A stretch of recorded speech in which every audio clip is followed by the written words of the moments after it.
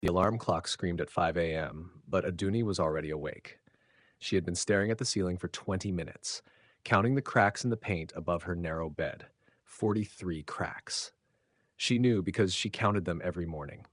Her room was smaller than most people's bathrooms. A single bed pushed against the wall, a wooden box that served as both chair and table, a cracked mirror that made her face look broken in two pieces. On the wall, she had taped 3 photos of her mother with clear tape that was turning yellow. In the newest photo, Mama Kemi looked thin, too thin. Aduni's feet hit the cold concrete floor. Her toes curled against the chill that never left this part of the house. The servants' quarters always felt like winter, even in Lagos heat. She pulled on her uniform, a blue dress that had been washed so many times the color looked tired. The hem was coming loose again. She would fix it tonight if she had energy left.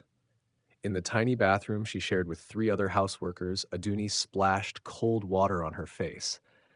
The mirror here was even worse than the one in her room. It had a long crack right down the middle that made her look like 2 different people. Sometimes she wondered if that was true, if she really was 2 people, the one who smiled and said, "Yes, ma," all day, and the one who cried into her pillow at night. The kitchen was her kingdom at this hour. No one else was awake, just her and the big silver pots and the gas cooker that sometimes worked and sometimes didn't. She said a small prayer before turning the knob. Today, it worked. Blue flames danced under the pot. Aduni's hands moved without thinking. Crack 6 eggs into the bowl. Her fingers were quick and sure, even though they were rough from years of washing dishes and scrubbing floors. Each finger had small scars. A burn from the iron, a cut from broken glass, a mark from the time she fell while cleaning windows. Her hands told the story of her life better than words ever could. She whisked the eggs with a fork that had lost 2 prongs. The yellow mixture swirled like a tiny tornado. While it cooked, she sliced bread with a knife that needed sharpening. Everything in this kitchen needed fixing, but no one cared about the tools that made their food. They only cared that the food appeared on time. From her pocket, she pulled out a small bundle of Naira notes, crumpled bills that smelled like her sweat and worry. She counted them under her breath. 200, 400, 600. Her lips moved silently with each number. 800 Naira. That was all she had left until next week's pay. Mama's medicine cost 1,500 Naira every week. Like clockwork, like breathing. Like the way her heart beat faster every time she thought about what would happen if she couldn't buy it. She folded the money back into her pocket and pressed her hand against it. The bills felt thin as tissue paper. Not enough. Never enough. Aduni. The voice cut through the morning quiet like a knife through butter. Mrs. Funmi Okafor stood in the kitchen doorway. Even at 5:30 in the morning, she looked perfect. Her hair was wrapped in an expensive head tie that probably cost more than Aduni made in a month. Her nightgown was silk that whispered when she moved. She was 42 years old, but spent so much money on creams and treatments that she could pass for 30. Her skin was smooth as a baby's, but her eyes were always hard.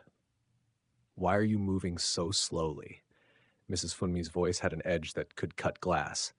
"Mr. Emeka needs his breakfast in 30 minutes. Not 31 minutes. 30. "Yes, ma." Aduni kept her eyes down. She had learned that looking directly at Mrs. Funmi was like staring at the sun.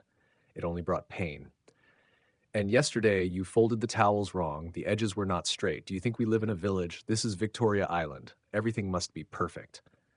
Aduni's jaw tightened, but she kept her voice soft. "I will do better, ma. You will do better, or you will find somewhere else to work." Mrs. Daizen Funmi adjusted her head tie with fingers that had never washed a dish or scrubbed a floor. Her nails were painted bright red and filed into perfect points. "There are 100 girls who would take your job tomorrow." The words hit Aduni in the chest like stones. She knew they were true. Lagos was full of girls like her, girls who had left their villages with dreams and ended up cleaning other people's houses, girls who sent every Naira home and kept nothing for themselves. Mrs. Funmi turned to leave, then stopped. "Oh, and you breathe too loudly when you work. It's disturbing. Learn to breathe quietly." Aduni stared at the woman's back as she walked away. "How do you breathe quietly? How do you make your lungs work without making sound?" She wanted to laugh, but laughing would only bring more trouble. She turned back to the eggs. They were starting to burn around the edges. She quickly moved the pan off the heat and stirred them with a wooden spoon. The eggs were still good. Everything could be saved if you acted fast enough. Footsteps on the stairs made her look up. Light, quick steps that sounded like music. Chioma was awake. The little girl appeared in the kitchen doorway like sunshine breaking through clouds. 8 years old, with big brown eyes that saw everything. Her hair was wild from sleep, sticking up in all directions like a crown made of cotton. She wore pink pajamas with cartoon characters that Aduni didn't recognize, but that probably cost more than a month's salary. Mama Aduni! Chioma ran straight to her, wrapping small arms around Aduni's waist. Aduni's heart melted like butter in a hot pan. This child was the only good thing in her days, the only person in this house who saw her as human instead of furniture. Good morning, little one. Aduni's voice became soft as cotton when she spoke to Chioma. Did you sleep well? I had a dream about flying. Chioma looked up with eyes full of wonder. I was a bird, and I could see all of Lagos from the sky. The cars looked like ants. What kind of bird were you? A big one, with blue feathers, and I could sing so beautifully that everyone stopped to listen. Aduni smiled. This child had an imagination that could fill the whole world. Maybe you will be a singer when you grow up, or maybe I'll be like you. The words stopped Aduni's heart for a moment. Like me? Yes. You take care of people. You make them feel better when they're sad. That's important work. Aduni had to turn away so Chioma wouldn't see the tears that suddenly filled her eyes. This child thought her work was important. This child saw value in what everyone else treated as nothing. Come, Aduni said, clearing her throat. Let me fix your hair before breakfast. She led Chioma to the small stool by the window. The morning light was getting stronger now, painting everything gold.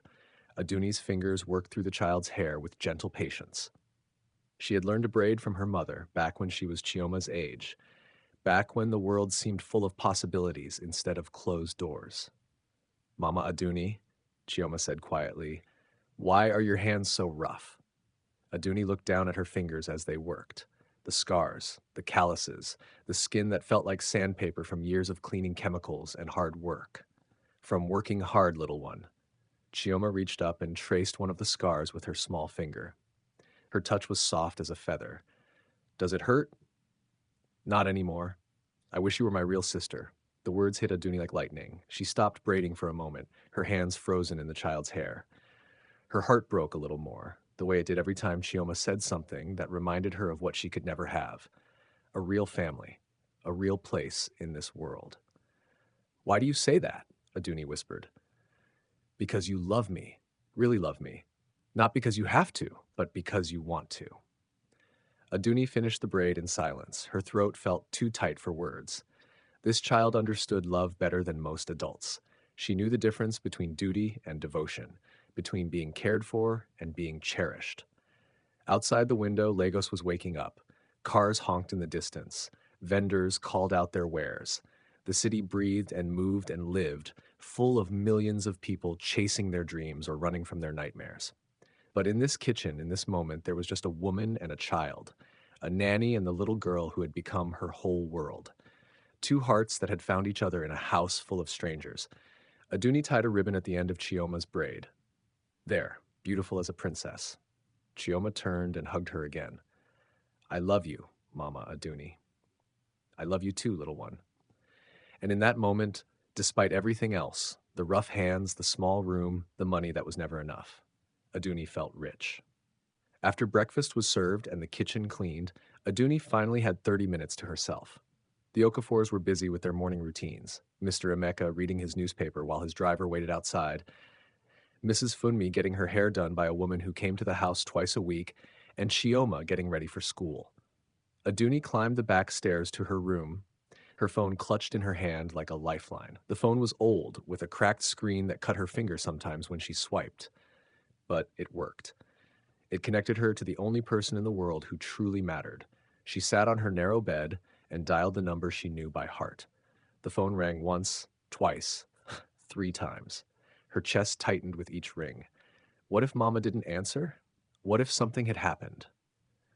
Aduni, the voice was weak but warm, like sunlight through clouds. Mama. Relief flooded through her like cool water.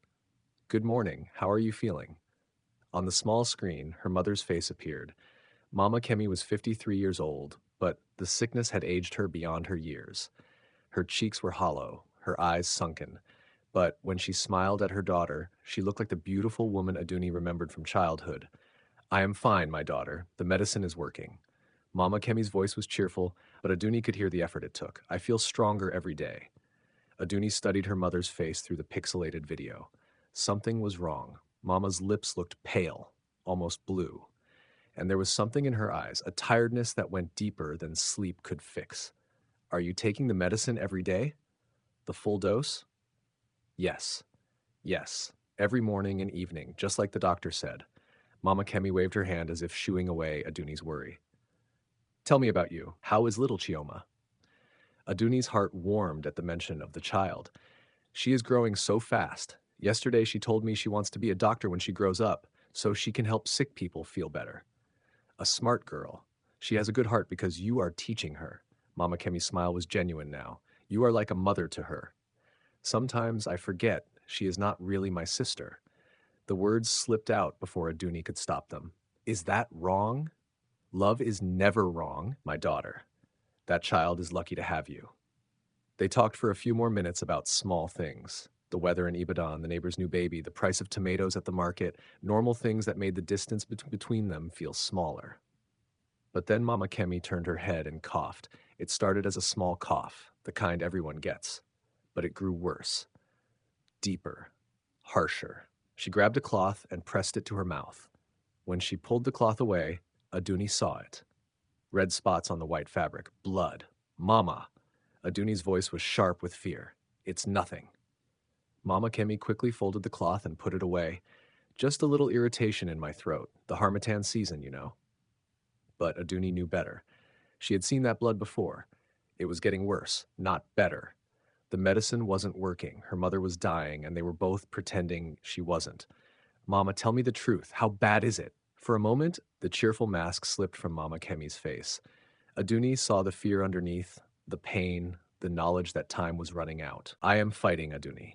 Every day I am fighting, but I need you to promise me something. Anything. If something happens to me, don't blame yourself. You have given me everything. Your whole life, you have sacrificed for me. I am proud of you. Tears burned Aduni's eyes. Nothing will happen to you. I won't let it. My strong daughter. Mama Kemi's voice was soft as a lullaby. You have been taking care of me since you were a child, but you cannot fight this battle for me. The call ended when Mama Kemi's phone battery died. Aduni stared at the black screen, her heart pounding like a drum. She wanted to call back, but she knew her mother's phone wouldn't work until evening, when the neighbor let her charge it. Aduni pulled out her small bundle of money again. 800 naira.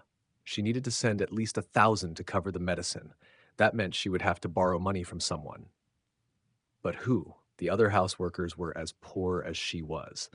She thought about her life before Lagos, before everything changed. 3 years ago, she had been a student at the University of Ibadan, studying education because she wanted to be a teacher. She had dreams then, big dreams about changing the world, one classroom at a time. She lived in a small room near campus and ate rice and beans every day, but she was happy. She was building something. Then Mama got sick. It started with tiredness. Mama would come home from her job at the textile factory and fall asleep in her chair.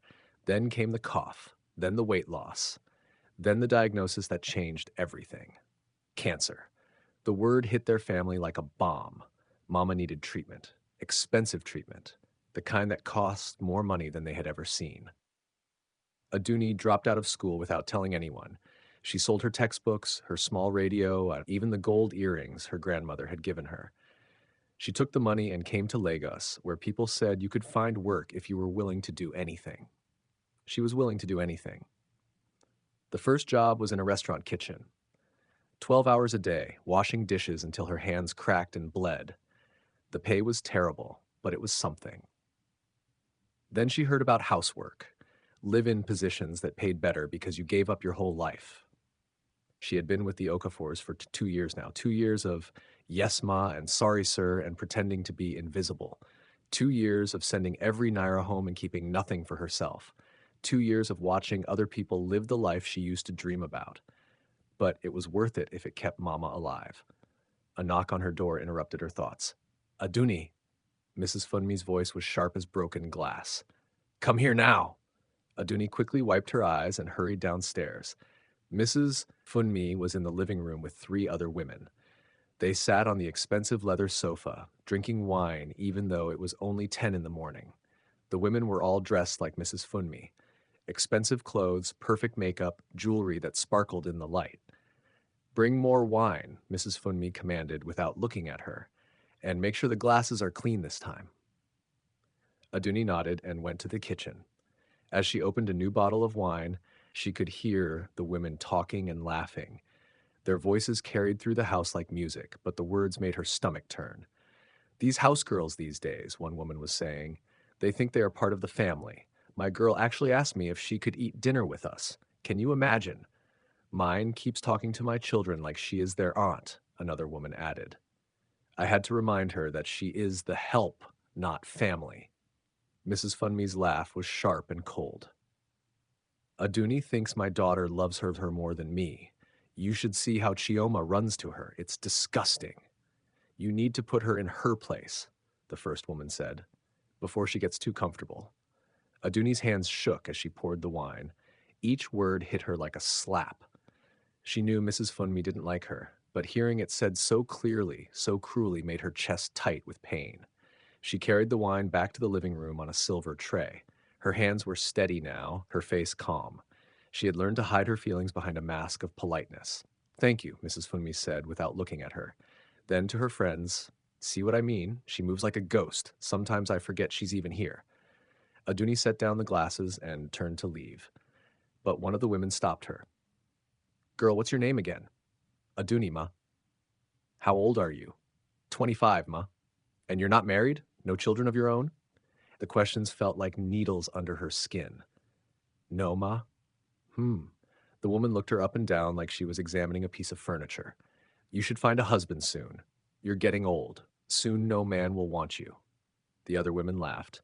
Mrs. Funmi smiled like she was enjoying a good joke.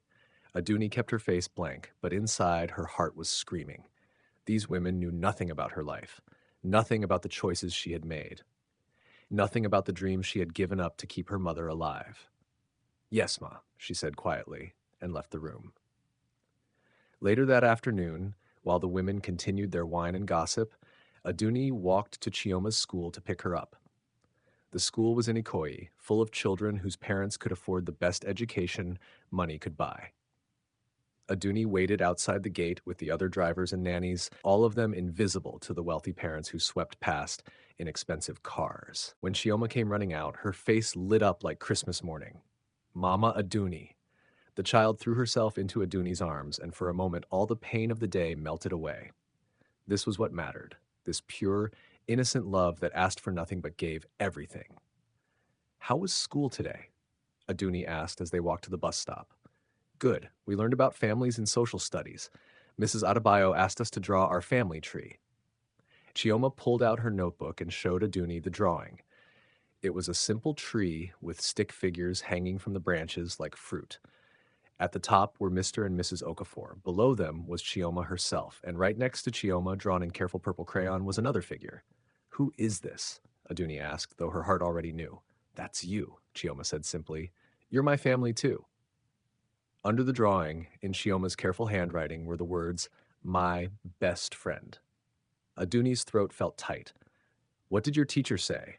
She asked who takes care of me at home. I told her Mama Aduni takes care of me. She said that was nice. As they rode the bus home, Chioma chattered about her day.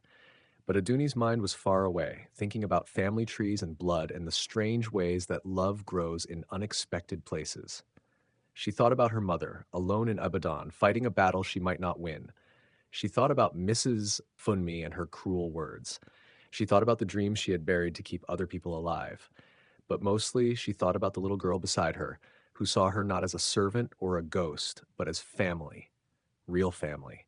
The kind that chooses you and keeps you and loves you no matter what. Maybe that was enough. Maybe that was everything. The first sign that something was wrong came on a Tuesday morning.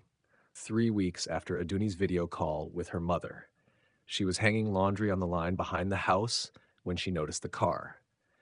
It was a black Toyota Camry parked across the street from the Okafor compound. Nothing unusual about that.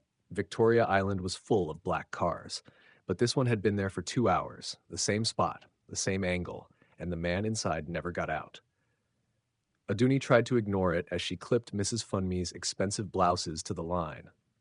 The morning sun was already hot, and sweat beaded on her forehead, but her eyes kept drifting back to the car. The man inside wore dark sunglasses and a baseball cap pulled low. His hands gripped the steering wheel like he was ready to drive away fast. Aduni! Babatunde's voice made her jump. She turned to see the security guard walking toward her. Babatunde was 62 years old, with gray hair and kind eyes that had seen too much of the world. He had worked for the Okafors for 8 years, longer than anyone else. Usually he was calm as still water, but today his hands shook as he lit a cigarette. "You see that car?" he asked, nodding toward the street. "Yes, Baba. It's been there since morning." "Third day now." Babatunde took a long drag from his cigarette. Different car each day, but always someone watching. A chill ran down Aduni's spine despite the heat. "Watching for what?" "I don't know, but I don't like it." He pulled out his phone and checked it for the 5th time in 10 minutes. The screen showed no new messages, but he stared at it anyway. "Something is coming. I can feel it in my bones." Babatunde had fought in the Civil War when he was young. He knew the smell of trouble before it arrived. If he was worried, Aduni should be worried too. "Should we tell Mr. Emeka?" she asked. "Mr. Emeka has bigger problems than strange cars." Babatunde's voice was heavy with meaning. "Much bigger problems." Before Aduni could ask what he meant, the front door of the house slammed shut. Mr. Emeka stormed out, his phone pressed to his ear. Even from across the compound, they could hear his voice rising in anger. "I told you, I need more time," he shouted into the phone. "The money will be ready next month." He paced back and forth on the driveway, his free hand running through his hair. Mr. Emeka was usually calm and controlled, the kind of man who never raised his voice, but today he looked like a man drowning in deep water. "You know what you owe us," came a voice from the phone, loud enough for Aduni to hear. "And you know what happens to people who don't pay." Mr. Emeka's face went pale. "Please, just give me until the end of the month. I have a deal in Ibadan that will—" "The Ibadan deal?" The voice on the phone laughed, but it wasn't a happy sound. "That deal is dead.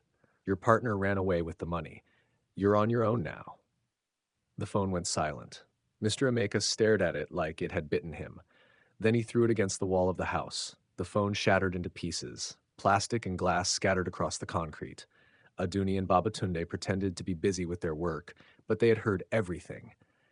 Mr. Emeka owed money to dangerous people. A lot of money, and he couldn't pay. "Baba," Aduni whispered, "what kind of deal was he talking about?" "The kind that makes rich men poor very quickly," Babatunde said quietly. "Mr. Emeka has been making bad choices, gambling, bad investments, borrowing money from the wrong people." "How do you know?" "I see everything that happens in this house. The late-night phone calls, the men who come to visit when Mrs. Funmi is not home, the way he jumps every time the phone rings." Babatunde dropped his cigarette and crushed it under his foot. "A man in debt is a dangerous man, and the people he owes money to are even more dangerous." 3 days passed like holding your breath underwater. The strange cars kept coming and going. Babatunde jumped at every sound. Mr. Emeka barely ate, and dark circles grew under his eyes like bruises. Mrs. Funmi continued shopping as if nothing was wrong, but even she seemed nervous, checking her phone more often than usual. Aduni tried to keep everything normal for Chioma.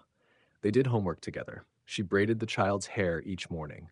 They played quiet games in the garden, but she could feel the tension in the house like electricity before a storm. Friday came too fast. The day started normal enough. Breakfast, school drop-off, cleaning, laundry. But as evening approached, the air felt heavy and wrong. Even the birds seemed quieter than usual. At 6 o'clock, the family gathered in the living room for evening prayers, as they did every Friday.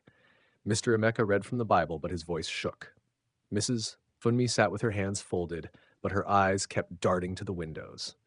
Chioma pressed close to Aduni on the floor, her small hand gripping Aduni's fingers tight. Our Father who art in heaven, Mr. Emeka began, but his words felt hollow in the big room.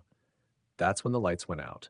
The house plunged into darkness so complete it felt like being buried alive. The air conditioning stopped humming. The ceiling fan stopped turning. Even the small red light on the security system went dark. Generator problem, Mr. Emeka said, but his voice was too tight, too scared. Babatunde will fix it. But Aduni knew this wasn't a generator problem.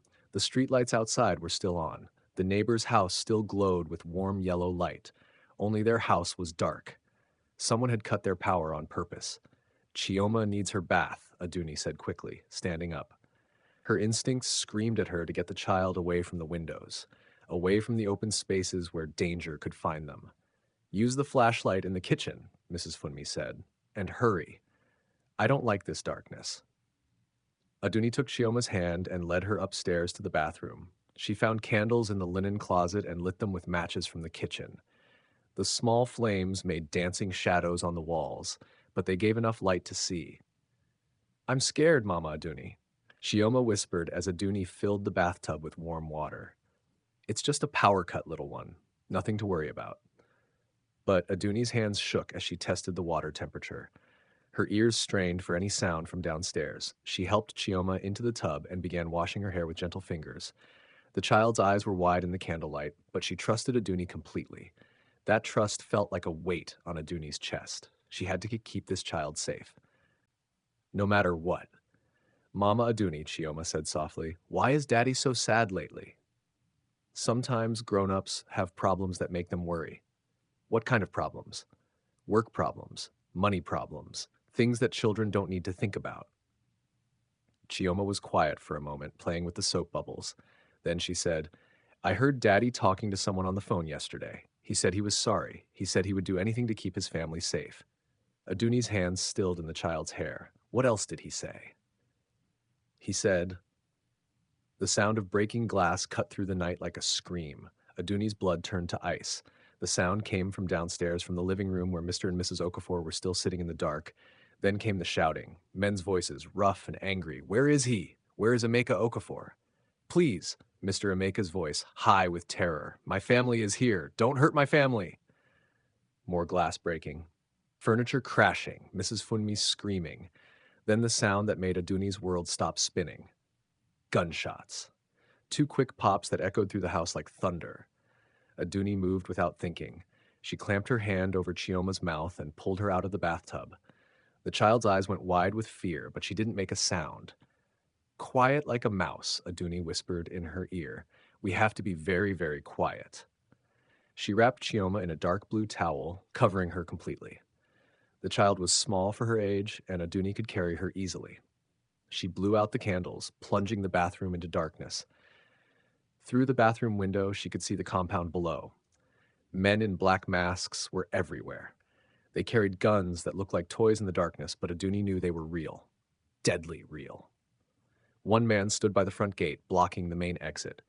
2 more were by the cars in the driveway. Another was walking around the house, checking all the windows and doors. They had planned this. They knew the house. They knew the family's routines.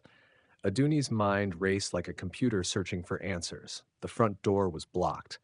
The main stairs led straight into the living room where the men were. But there was another way, the back stairs that led to the kitchen. The servants' entrance that Mrs. Funmi pretended didn't exist. And the gap in the fence. 3 weeks ago, while hanging laundry, Aduni had noticed that one section of the compound fence was loose. The metal posts had shifted, leaving a space just big enough for a person to squeeze through. She had meant to tell Babatunde about it, but with everything else happening, she had forgotten. Now that gap might save their lives. Where's Daddy? Chioma whispered against her ear, so quietly it was almost just breath. Shh, Aduni whispered back. We have to be brave now, like the warriors in the stories I tell you. She opened the bathroom door slowly, listening for footsteps. The hallway was dark and empty, but she could hear the men downstairs. They were searching the house now, opening doors, shouting orders. Check upstairs, one voice commanded. Find the child. They wanted Chioma.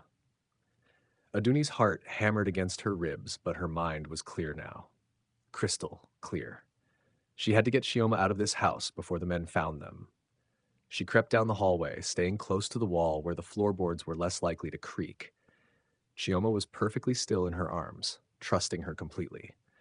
The child's breathing was fast but quiet against her neck. The back stairs were at the end of the hallway, hidden behind a door that looked like a closet. Mrs. Funmi never used these stairs, they were for servants only. But tonight, being invisible was exactly what they needed. Aduni opened the door and slipped inside. The stairway was narrow and dark, but she knew every step. She had climbed these stairs thousands of times over the past 2 years. Halfway down, she heard heavy footsteps above them. The men had reached the second floor. "Check every room," a voice shouted. "She has to be here somewhere."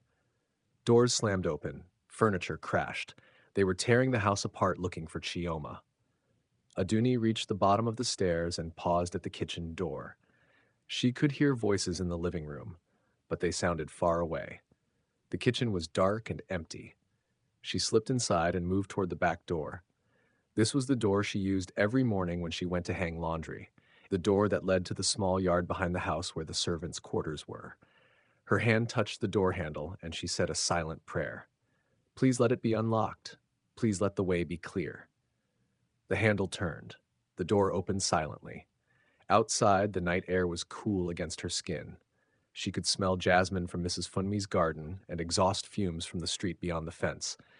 Normal smells from a world that suddenly felt very far away. The gap in the fence was 20 meters away, hidden behind a large mango tree. But between here and there was open ground. If any of the men saw them— "Mama Aduni," Chioma whispered, "I'm scared." "I know, little one. But we're going to play a game now. We're going to pretend we're shadows. Shadows are invisible. They move without making sound." Aduni took a deep breath and stepped into the darkness. They moved from shadow to shadow, using the trees and bushes as cover. Aduni's bare feet made no sound on the grass. Chioma was perfectly still in her arms, like a sleeping baby. Behind them, the house blazed with flashlight beams as the men continued their search. She could hear them shouting to each other, growing more frustrated. "She's not upstairs. Check the servants' quarters." "Maybe they got out." "Impossible. We have all the exits covered." But they didn't know about the gap in the fence. They didn't know about the invisible places where servants move through the world. Aduni reached the mango tree and pressed her back against its trunk. The gap in the fence was right there, just 3 meters away. But there was no cover between here and there. She would have to run across open ground. From the house came the sound of more doors slamming, more furniture crashing, then a new voice, cold and angry. "If you can't find the child, bring me the father. Maybe he'll tell us where she is." Mr. Emeka's voice broken and pleading. "Please, I don't know where she is. Aduni must have taken her somewhere safe." "Aduni? Who is Aduni?" "The nanny, the house girl. Find this nanny. Find her now." Aduni's blood froze. They knew her name now. They were looking for her specifically. She had to move. Now. She sprinted across the open ground. Chioma clutched tight against her chest. 3 seconds that felt like 3 hours. Her heart pounded so loud she was sure the whole world could hear it. She reached the fence and dropped to her knees. The gap was smaller than she remembered, but it was enough. She pushed Chioma through first, then squeezed through herself. The metal scraped against her back, tearing her dress, but she didn't care. They were through. They were out. On the other side of the fence was a narrow alley that ran behind the compound. It was dark and smelled like garbage, but it was freedom. Aduni stood up and looked back at the house. Through the windows, she could see flashlight beams moving like angry fireflies. The men were still searching, still hunting, but they were too late. She and Chioma were ghosts now, invisible in the Lagos night. "Where are we going?" Chioma whispered. Aduni looked down the alley toward the distant glow of the main road. Somewhere out there was safety. Somewhere out there was a place where an 8-year-old girl could sleep without fear. "Away from here," she said softly. "Far away from here." And holding Chioma tight against her chest, she began to run. The alley behind the compound was darker than Aduni remembered. Broken bottles crunched under her bare feet, and the smell of rotting garbage made her stomach turn. But she kept moving. Chioma pressed tight against her chest like a precious bundle. "Mama Aduni," Chioma whispered, "my feet are cold." Aduni looked down and realized the child was still barefoot from her bath. The dark towel was all she wore, and the night air was getting cooler. They needed clothes. They needed shoes. They needed a plan. But first, they needed distance from the house. She could still hear shouting behind them, muffled by the fence but getting louder. The men had discovered they were gone. Soon they would be searching the streets. "Hold on tight, little one," Aduni whispered. "We're going to move fast now." She shifted Chioma to her back, the way mothers carried babies in the village, the child's arms wrapped around her neck, legs around her waist. It was awkward with just the towel, but it freed Aduni's hands and made running easier. They emerged from the alley onto a side street lined with small shops, all closed for the night. Security lights cast long shadows between the buildings. A few people walked past. Night workers heading home, young men hanging out on corners, women selling late-night snacks from small tables. Normal Lagos life. But nothing felt normal anymore. Aduni's mind raced as she walked quickly down the street. Where could they go? She had no money except the few coins in her dress pocket. No phone. It was still charging in her room back at the house.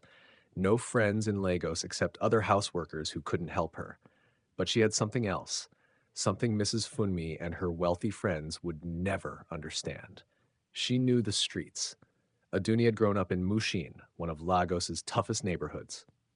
Before her mother got sick, before university, before the Okafor house, she had been a street girl. She knew how to disappear in crowds, how to find food when you had no money, how to sleep safely when you had no home. Those skills had been buried under 2 years of "yes, ma" and "sorry, sir," but they were still there, waiting. "Where are we going?" Chioma asked, her voice small against Aduni's ear. "Somewhere safe, but we have to be very quiet now, like we're playing hide and seek." They reached the main road, and Aduni's heart sank. Police cars were everywhere, their blue and red lights flashing like angry eyes. The sirens wailed as they raced toward the Okafor compound. Someone had called the police about the attack, but that didn't make Aduni feel safer. In her experience, police asked questions first and helped later. If they found her with Chioma, they would want to know why a house girl was running through the streets with her employer's child. They would take Chioma back to the house, not knowing the danger was still there. "Quick," she whispered, pulling Chioma into the shadows of a closed shop. "Police cars." They crouched behind a parked motorcycle as 3 police cars screamed past. The sound faded into the distance, but Aduni knew more would come. Lagos police traveled in packs when there was serious trouble. When the street was quiet again, they started walking. Aduni kept to the shadows, avoiding the bright streetlights. Her feet were getting cut by the rough pavement, but she ignored the pain. Chioma's safety was all that mattered. After 20 minutes of walking, they reached Tafawa Balewa Square. The large open space was mostly empty at this hour, just a few homeless people sleeping on benches and some young men playing football under the lights. It wasn't safe, but it was better than the streets. Aduni found a dark corner behind a food vendor's closed stall and sat down with her back against the wall. Chioma slid off her back and curled up beside her, shivering in the thin towel. "I'm hungry," the child whispered. Aduni reached into her pocket and counted her coins by touch. 50 naira. Not much, but enough for something small. She spotted a woman selling bread and pure water from a small table near the square's entrance. "Stay here," she told Chioma. "Don't move. Don't talk to anyone. I'll be right back." She walked to the woman's table, trying to look casual. The woman was middle-aged with tired eyes and hands that spoke of hard work. She looked at Aduni's torn dress and bare feet without judgment. Street people recognized each other. 2 bread, 1 pure water, Aduni said quietly, placing her coins on the table. The woman counted the money and shook her head. "Not enough. Bread is 30 naira each now." Aduni's heart sank. She had forgotten how much prices had gone up. "Please, sister, I have a child. She's hungry." The woman studied Aduni's face in the dim light. Something she saw there made her expression soften. "Where is this child?" Aduni pointed to the dark corner where Chioma waited. The woman looked, then looked back at Aduni. "That child is not yours." It wasn't a question. Even in the darkness, anyone could see that Chioma was from a different world. Her skin was softer, her hair better cared for. She had the look of a child who had never known hunger. "She is mine now." Aduni said simply. The woman stared at her for a long moment. Then she wrapped 2 pieces of bread in newspaper and handed them over with a bottle of water. Take it. Pay me when you can. Thank you, sister. Be careful. The streets are dangerous tonight. I heard gunshots from Victoria Island, rich people's problems spilling into our world. Aduni nodded and hurried back to Chioma. The child's eyes lit up when she saw the food, but she ate slowly, like a well-mannered little girl, even in these circumstances. Are we going to die? Chioma asked between small bites of bread. The question hit Aduni like a punch to the chest. This child should be worried about homework and cartoons, not death and danger. Never, Aduni said firmly. I won't let anyone hurt you. Up ahead, I promise. But what about Mama and Daddy? Are they going to die? Aduni didn't know how to answer that. She had heard the gunshots. She had seen the masked men. But she couldn't tell an 8-year-old that her parents might be dead. Your parents are strong, she said instead. They know how to take care of themselves. Right now, my job is to take care of you. Chioma nodded and finished her bread. Then she curled up against Aduni's side, using her shoulder as a pillow. I love you, Mama Aduni. I love you too, little one. As Chioma dozed, Aduni planned their next move. They couldn't stay in the square all night. Too exposed. Too many people who might ask questions. They needed to get somewhere. The men with guns couldn't follow. Um, um, Somewhere like Makoko. The floating slum was built on stilts over Lagos Lagoon. Thousands of people lived there in wooden shacks connected by narrow walkways. It was crowded, chaotic, and completely invisible to wealthy people like the Okafors. Rich men's enemies might search Victoria Island and Ikoyi, but they would never think to look in Makoko. Aduni had been there once before, years ago, looking for her cousin who had disappeared into the slums. She hadn't found him, but she remembered the way.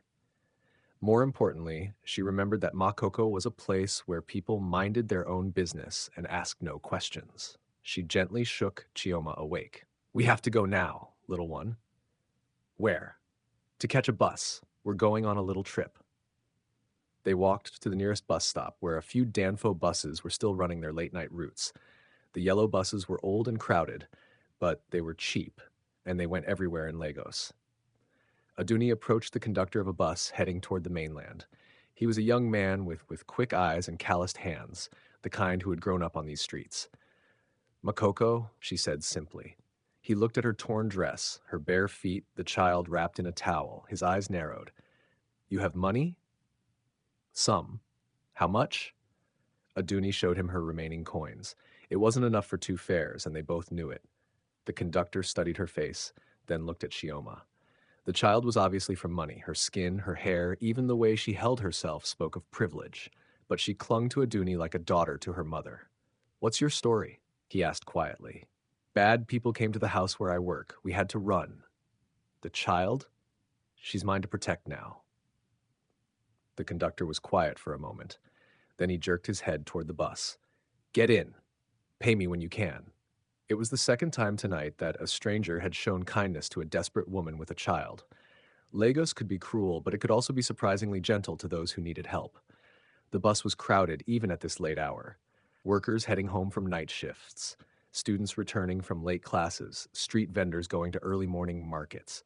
The air was thick with the smell of sweat and exhaust fumes. Aduni found 2 seats near the back and settled Chioma on her lap. The child was exhausted, and within minutes she was asleep again, her head on Aduni's shoulder. Other passengers stared at them. It was obvious that something was wrong with this picture. A poor woman in a torn dress carrying a rich child in an expensive towel. But this was Lagos. People minded their own business unless it directly affected them. One woman, though, kept staring. She was well-dressed, probably a bank worker or government employee. Her eyes moved from Chioma's soft skin to Aduni's rough hands, putting together a story that might not be true. Aduni stared back until the woman looked away. She had learned long ago that confidence was sometimes the only weapon poor people had. If you acted like you belonged somewhere, people were less likely to question your right to be there. The bus rumbled through the Lagos night, past closed shops and sleeping neighborhoods. Through the dirty windows, Aduni could see the city she had called home for 2 years. But tonight it felt like a foreign country, full of dangers she was only beginning to understand. Shioma stirred in her sleep and mumbled something about her daddy. Aduni stroked her hair gently, the way her own mother used to do when she was small and scared. Sleep, little one, she whispered. Tomorrow we'll figure out what comes next. Tonight, just sleep. The bus turned toward the lagoon, carrying them away from the bright lights of Victoria Island and into the darker, more complicated heart of Lagos. Into a world where a house girl and a rich man's daughter could disappear completely. Into a world where survival mattered more than social class. Into a world that Aduni knew how to navigate, even with a precious burden in her arms. The bus wheezed to a stop at the edge of Makoko, just as the first hints of dawn touched the sky. The conductor nodded at Aduni as she carried sleeping Chioma off the bus. No words were needed. They understood each other, people who knew what it meant to survive on the margins of Lagos. The smell hit them first. Fish, salt water, and the particular odor of too many people living too close together. Makoko stretched out before them like a wooden city floating on dark water. Thousands of shacks built on stilts, connected by narrow walkways that swayed with each step. It was a place the government pretended didn't exist, where people lived completely outside the official world. Perfect for hiding. Aduni had been here once before, 3 years ago, searching for her cousin Tunde, who had disappeared into the slums after losing his job. She never found him, but she remembered the layout, the main walkways that led deeper into the community, the abandoned buildings on the edges where squatters sometimes stayed. Chioma stirred in her arms as they walked onto the first wooden bridge. The child's eyes opened and grew wide as she saw where they were. "What is this place?" she whispered. "It's called Makoko. It's where people live when they have nowhere else to go. It smells funny. Different places smell different. You'll get used to it." They walked deeper into the floating community, their footsteps echoing on the wooden planks. Early morning fishermen were already heading out in their small boats, nets folded in the bottom. Women were starting cooking fires, preparing breakfast for their families. Children played on the walkways, their laughter mixing with the sound of water lapping against the stilts. It was poverty, but it was also life. Real life, without pretense or apology. Aduni remembered seeing an abandoned building on the far edge of the community during her last visit. It had been a shop once, but the owner had left when the government threatened to demolish this part of Makoko. The building was still there, empty and forgotten. They climbed the wooden steps to the small structure. The door hung open on broken hinges. Inside, the floor was covered with old newspapers and plastic bags, but it was dry and relatively clean. More importantly, it was hidden from the main walkways. "Is this where we're going to live now?" Chioma asked as Aduni set her down. "Just for tonight, until we figure out what to do next." Aduni gathered the newspapers and arranged them in a corner to make a soft place to sit. The papers were old, headlines about elections and football matches and celebrity scandals from months ago, but they would keep them off the hard wooden floor. Chioma sat down carefully, still wrapped in her towel. For the first time since they left the house, she looked around and really saw where they were. The rough wooden walls, the gaps between the boards that let in slivers of light, the sound of water moving beneath them. And then she started to cry. Not the quiet tears of a scared child, but deep, broken sobs that came from somewhere deep in her chest. All the fear and confusion and loss of the night finally hit her at once. "I want my mama," she cried. "I want my daddy. I want to go home." Aduni pulled the child close, feeling her small body shake with grief. "I know, little one. I know. Where are they? Are they okay? Why did those bad men come to our house?" Aduni didn't have answers. She didn't know if Mr. and Mrs. Okafor were alive or dead. She didn't know if the house was safe or if the men were still there. She didn't know anything except that she had to keep this child safe. "Sometimes bad things happen that we don't understand," like she said softly, "but we have to be brave and take care of each other." "I'm not brave," Chioma sobbed. "I'm scared. I want to go home. You are brave. You've been so brave all night, running with me, staying quiet, trusting me even when you were scared. That's what brave means." Chioma's sobs gradually quieted, but she stayed pressed against Aduni's side. "Tell me a story," she whispered. "Like you do at home. Home." The word hit Aduni like a physical blow. Was the Okafor house still home? Would they ever go back there? Or was this abandoned shack in a floating slum their home now? What kind of story do you want to hear? A story about you, about when you were little like me. Aduni was quiet for a moment, thinking. She had never told Chioma much about her childhood. Mrs. Funmi didn't like the houseworkers talking about their personal lives. But here, in this place outside the normal world, those rules didn't matter anymore. When I was your age, she began, I lived in Mushin with my mama. We had a small room in a big building with lots of other families. Our room was so small that when my mama stretched out her arms, she could touch both walls. Chioma's eyes were wide, listening. Were you poor? Very poor. But my mama worked hard to take care of us. She had a job in a textile factory, making cloth. Every morning she would wake up before the sun and walk to work, and every evening she would come home tired, but smiling. What about your daddy? The question Aduni had been dreading. She had never talked about her father with anyone, not even her mother. It was a wound that had never quite healed. I never knew my papa, she said quietly. Mama said he was a good man, but he didn't know I existed. She met him when she was young, and they were together for a short time, but then he went away, and she never saw him again. Aduni woke to the sound of voices calling across the water. For a moment, she forgot where she was. Then she felt Chioma's warm weight against her side and remembered everything. The attack, the escape, the long night in Makoko. The child was still sleeping, her face peaceful in the morning light that filtered through the gaps in the wooden walls. But the voices outside were getting louder, more urgent. Police! Lagos State Police! We're looking for a missing child! Aduni's heart jumped into her throat. She crawled to the window and peered through a crack in the boards. Down on the main walkway, she could see uniformed officers talking to residents. They had photos in their hands, probably pictures of Chioma. Someone had told them to look in Makoko. Chioma, she whispered, gently shaking the child awake. We have to go. The police are here. Chioma's eyes opened, confused and frightened. Are they going to arrest us? I don't know, but we need to be ready to run if... There, in that building, a voice shouted from below. Heavy footsteps pounded on the wooden walkway coming toward their hiding place. Aduni pulled Chioma behind her, her mind racing. There was nowhere to run. The building only had one door, and the police were already climbing the steps. The door burst open, and 3 officers rushed in with their guns drawn. Behind them came more people, men in expensive suits who looked completely out of place in the floating slum. And then Aduni saw him. Mr. Emeka Okafor, his usually perfect clothes wrinkled and dirty, his face gray with exhaustion and worry. Chioma, he cried. The child broke free from Aduni's protective embrace and ran to her father. Daddy, Daddy, you're alive! Mr. Emeka fell to his knees and caught his daughter in his arms. Holding her so tight it looked like he would never let go. His whole body shook as he buried his face in her hair. I thought I lost you, he whispered. I thought they took you away forever. Mama Aduni saved me, Chioma said, her voice muffled against his chest. She kept me safe all night. She's a hero, Daddy. For the first time since Aduni had known him, Mr. Emeka really looked at her. Not through her, not past her, but directly at her.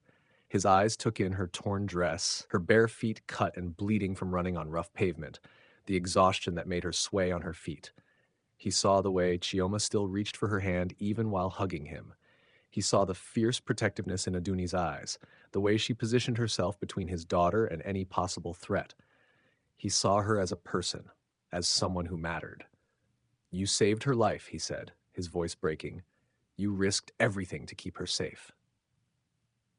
Aduni didn't know what to say. She had never heard Mr. Emeka speak to her with anything but cold politeness. Now his voice was full of emotion she didn't understand. She is precious to me, Aduni said simply. I would do anything to protect her. I know, he whispered. I can see that now. One of the police officers stepped forward. Sir, we need to get the child to a hospital. Make sure she's not hurt. Mr. Emeka nodded and stood up, lifting Chioma in his arms. But the child twisted around to look at Aduni. Mama Aduni comes with us, she said firmly. I'm not going anywhere without her. Of course, Mr. Emeka said quickly. Aduni comes with us. The convoy of cars that took them to the hospital was like nothing Aduni had ever seen. Police cars with flashing lights, Black SUVs with tinted windows, men with earpieces and serious faces who looked like they could handle any trouble.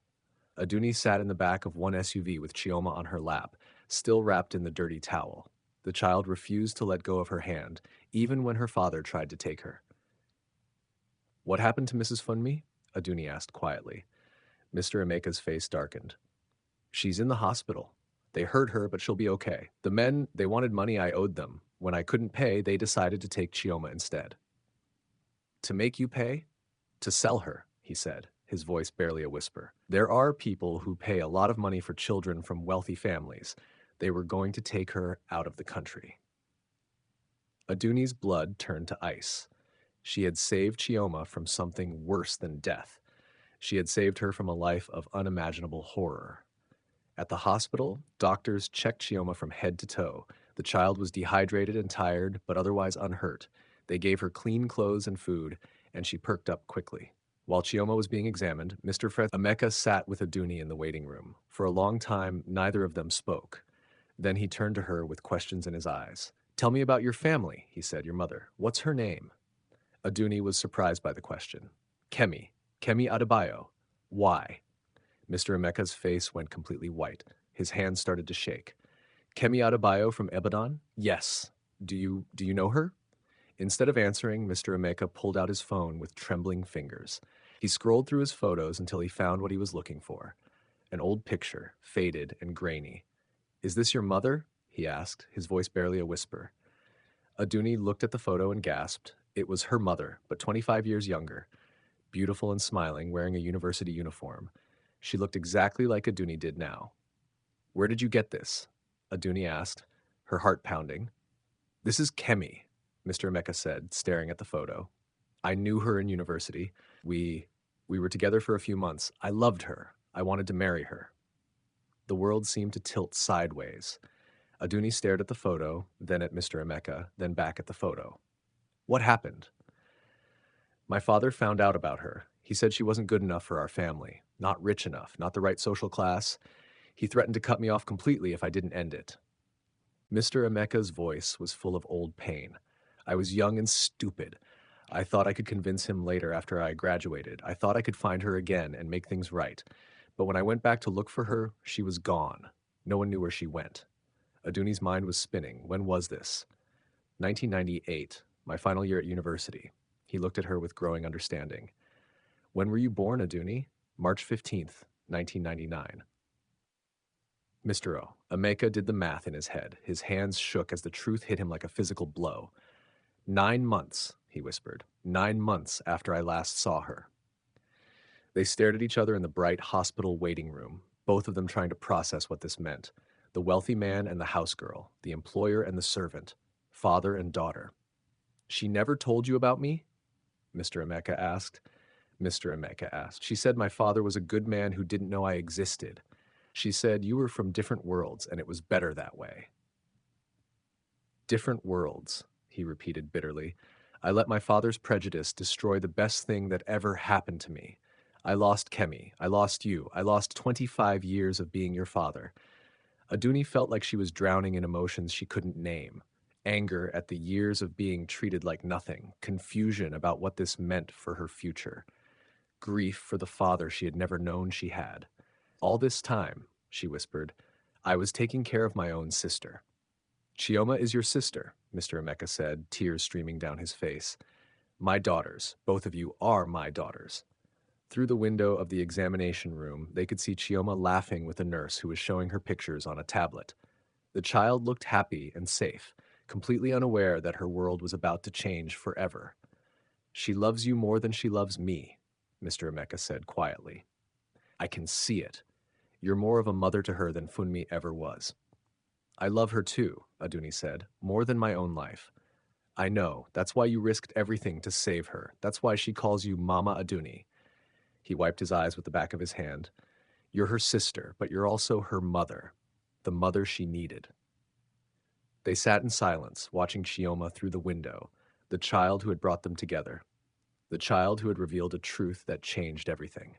"What happens now?" Aduni asked. "Now we go home," Mr. Emeka said, "all of us, as a family, a real family. And Mrs. Funmi?" Funmi will have to accept the truth.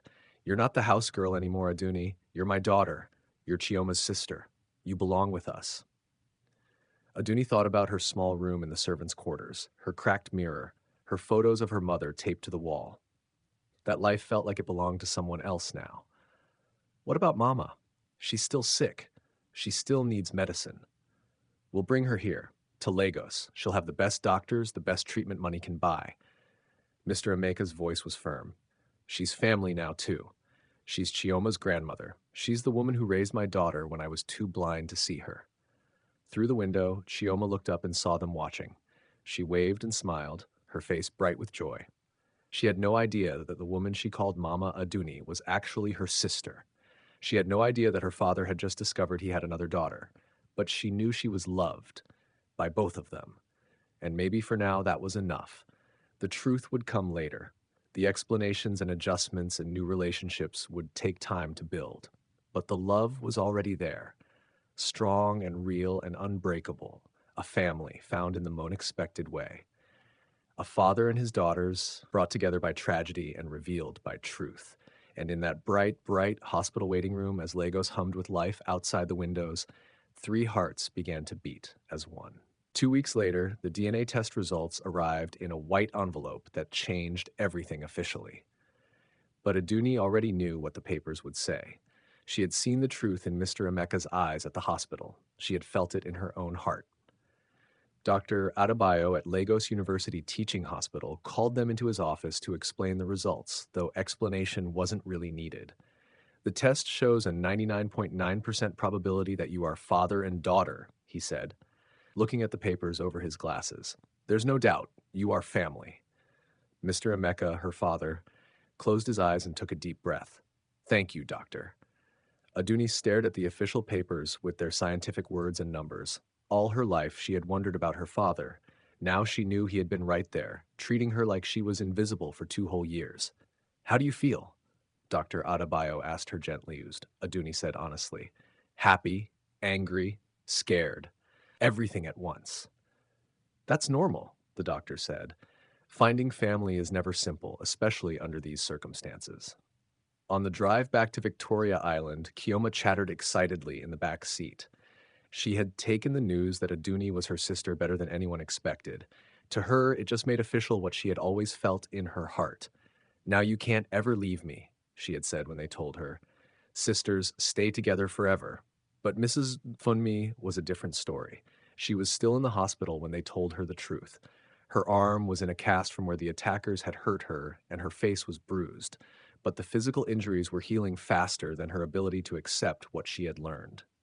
It's impossible, she had said, staring at the DNA results. She's just a house girl. She can't be Emeka's daughter. The science doesn't lie, Funmi, Mr. Emeka had replied quietly. Aduni is my daughter. She's Chioma's sister. She's family. Mrs. Funmi had turned her face to the wall and refused to speak for the rest of the visit. Now, as they pulled into the compound of the house that had been Aduni's workplace and was now supposed to be her home, she felt her stomach twist with nervousness. Everything looked the same. The big iron gates, the manicured gardens, the imposing mansion, but everything was different too. Baba Tunde was waiting at the front door, his face split by the biggest smile Aduni had ever seen. The old security guard had tears in his eyes as he watched her walk up the front steps instead of going around to the servants' entrance. I always knew you were special, he said, taking her hands in his weathered ones. I could see it in your eyes. You had the look of someone who belonged to something bigger. Inside the house, the other workers, the cook, the gardener, the cleaning lady, stood in the hallway looking confused and amazed. Yesterday, Aduni had been one of them. Today, she was the daughter of the house. Nothing changes between us, she told them quietly. I'm still the same person. But even as she said it, she knew it wasn't true. Everything had changed, the way people looked at her, the way they spoke to her, the way she saw herself. Mr. Emeka showed her to a bedroom on the 2nd floor, a real bedroom with a big bed, a proper mirror, and windows that looked out over the garden. It was bigger than the entire servants' quarters. This is yours now, he said. Your room, your home. Aduni stood in the doorway, afraid to enter. The room was beautiful, but it felt like stepping into someone else's life. I don't know how to be rich, she said quietly. You don't have to be anything except yourself, her father replied. You don't have to change who you are, Gaff. You just have to let us love you the way we should have been loving you all along. That evening, they had dinner together in the big dining room. Aduni sat at the polished table where she had served countless meals, now eating from the expensive plates instead of washing them. Chioma insisted on sitting right next to her. Sisters, sit together, she announced, as if this was a law of nature. Mrs. Funmi had come home from the hospital that afternoon, but she ate in silence, her eyes fixed on her plate. The tension in the room was thick enough to cut with a knife. Funmi, Mr. Emeka said finally, we need to talk about this. Aduni is part of this family now. She's been part of this family for 2 years, Mrs. Funmi said coldly. The only difference is now she gets to eat at the table instead of serving it.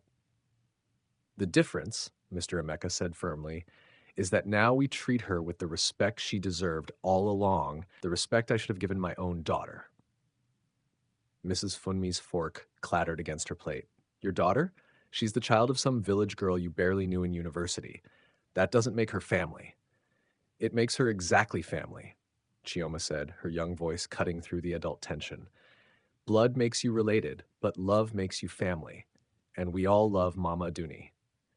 The simple wisdom of an 8-year-old silenced the room. Later that night, as Aduni was getting ready for bed in her new room, Chioma appeared in the doorway wearing her pajamas and carrying her pillow. What are you doing? Aduni asked. Sisters sleep together, Chioma said matter-of-factly, climbing onto the big bed. At least until I'm not scared anymore. Scared of what?